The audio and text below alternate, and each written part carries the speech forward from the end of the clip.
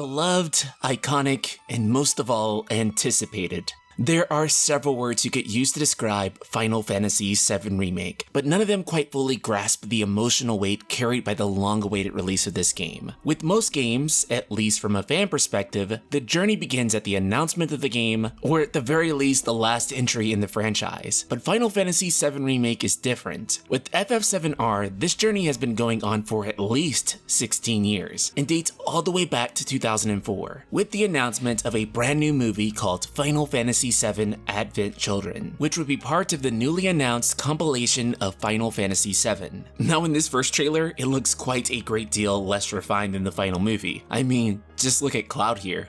Case in point. In early pre-production, the team had quite lofty ambitions and actually dreamed of making a direct video game sequel to Final Fantasy VII, but it was the film's director, Tetsuya Nomura, who stepped in and decided against it, as Visual Works had no experience in making games, only films, as they were Square Enix's CGI studio. Despite Square Enix being incredibly explicit with the reveal of the movie not being playable content, fans at the time couldn't help but imagine what Final Fantasy VII would look like in those graphics. A year would pass and it's now 2005. At the time, a totally non-controversial game called Final Fantasy XIII was in development for PlayStation 2. It was at that time Square Enix would receive development kits for Sony's next generation of hardware, the PlayStation 3. Square had a history at this point of taking Final Fantasy games from previous generations, creating a tech demo, and showing what it would look like on the successor hardware. They did this not only with the Final Fantasy VI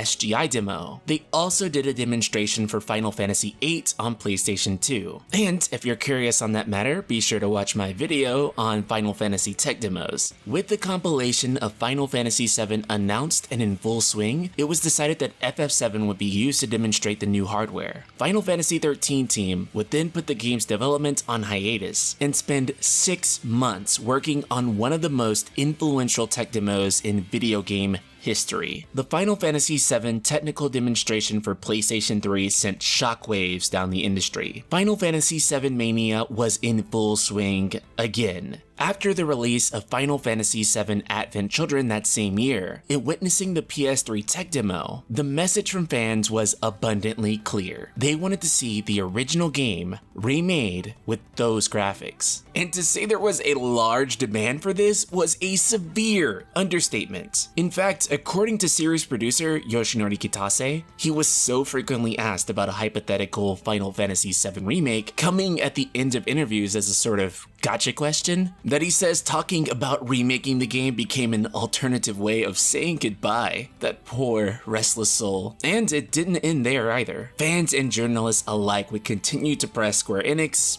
only to no avail. The year was now 2007. Square Enix was ready to launch the most ambitious project that the compilation of Final Fantasy VII had seen yet. Crisis Core Final Fantasy VII. Now, I have feelings toward this game, and I can't really call them positive overall, but that said, the effect of this game was undeniable. It got more fans than ever into the story of Final Fantasy VII. And when veteran and newcomer fans beat the game, they'd be treated to yet another tease of a possible remake. An entirely redone opening sequence to Final Fantasy VII. But it wasn't just the content of the secret movie that had an impact on players. It was the fact that at the end it concluded with "to be continued in Final Fantasy VII." This sent Final Fantasy VII fans absolutely wild. It also didn't help that Square Enix was also putting out their own print at the time saying, "We hope to meet you again, Final Fantasy VII," accompanied by images of the tech demo, literally just kind of baiting our hopes. At this point, it felt like an announcement of a remake of Final Fantasy VII was going to happen any day now. Yep, any day now. Just waiting on that FF7R to be announced. Any day. Since then, 3 years had passed, and it was now 2010. And of course, there still ain't no remake. Instead, the next mainline game had just received a global release, Final Fantasy XIII. This game, described in one word, divisive. And while it received decent review scores from critics, it received incredibly mixed reception from fans. In fact, at the time, many people had the sentiment that they'd rather not have a remake at all if it was going to turn out like this game. Square Enix was struggling with HD development. This even led them to say things like Final Fantasy XIII didn't have towns because HD towns are too hard. A pretty ironic statement in hindsight when you consider that the FF7 art we're getting now is composed of nothing but HD town. It was then 2012, and hope was all but gone for the idea of remaking Final Fantasy VII. In fact, it was more of a running joke at this point than any sort of idea for a real game. That's when Square Enix's CEO, Yosuke Matsuda, commented that the company would only remake Final Fantasy VII if they feel like they created an FF game that surpassed it. At that point in 2012, every Final Fantasy game up to Lightning Returns had been released, so I'll let you decide if they ever did that. That being said, FF7 was the highest selling and most influential game in the series. Square Enix was well aware of this, and because of that, behind the scenes, things were beginning to stir. The year is now 2014. Square Enix had announced mobile spin-off Final Fantasy VII G-Bike, and claimed that if the game did well, remaking Final Fantasy VII would be considered. A great way to rush people to download, although this game didn't perform well and was cancelled before it could ever be localized. All the meanwhile, Yoshinori Kitase began to think deeply about his legacy as a game creator. Kitase explained that him and the original team behind FF7 were getting older now, and if they didn't commit to remaking Final Fantasy VII at this point, the dream of not just fans but the developers themselves, who strongly desired to revisit the world of Gaia, would not be able to fulfill that wish. And so they decided there was no backing down. We're now in the year 2015, and it was the morning before Sony's E3 press conference, and gaming website Silicon Era exclusively runs an article saying Final Fantasy VII Remake on PlayStation 4 has been confirmed. At this point, I was going completely insane, and honestly, so was everyone else. We all thought that this was some sort of cruel joke or someone had their sources wrong.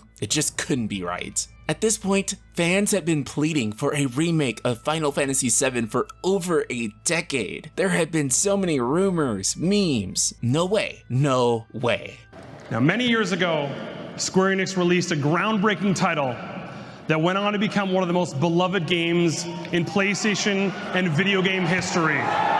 And then it happened. If you were there, watching, streaming this moment live, which I know so many of you were, it was absolutely indescribable. The emotions that we felt in that moment were almost too much. I'm a man and I'm not afraid to admit I ugly cried. And I'm not married, nor do I have kids, so I can comfortably say this was the greatest moment of my life. This moment generated hundreds upon hundreds of reaction videos. In this moment, a full decade of fan cries would be validated. Final Fantasy VII Remake is coming exclusively to PlayStation 4. Those words were so sweet, until they weren't. We got our first look at Final Fantasy VII Remake later that year at the PlayStation Experience, and changes were being made for sure, which was met with a great deal of divisiveness, a new action battle system, as well as the announcement that Final Fantasy VII Remake would be divided up into multiple parts. It was a time full of controversy, a lot of the controversy just being that fans didn't have any details on the matter. This would cause them to continue to debate about these topics for over 2 years. It was now 2017, and we hadn't received a substantial update on Final Fantasy VII Remake in well over 2 years. At this point, the game seemed doomed to never release, with some fans even going as far as to call it vaporware at the time. And while fans were left in the dark, growing concerns over the title were rampant. It was at that point a young 24-year-old kid named Ryan was struggling to find his direction in life. Under the YouTube name The Night Sky Prince, inspired by his love for the character Noctis Lucis Kylum, he would try to use his optimistic attitude to create positive energy around the remake, and other future Square Enix games and JRPGs. But I'll let you guys decide if he was successful in doing that. It had been 2 whole years since the game was announced, and the only thing that we had gotten from the initial trailers was a grand total of 2 screenshots and 1 key artwork. It would then be 2 more years years before we saw Final Fantasy VII Remake again. Finally, it's May of 2019. Rumors begin to stir yet again that Sony's newly formed State of Play livestream would have a brand new Final Fantasy VII Remake trailer. And boy, did we. From here, Square Enix would continue to update us non-stop with brand new information. The game was initially announced for March 3rd,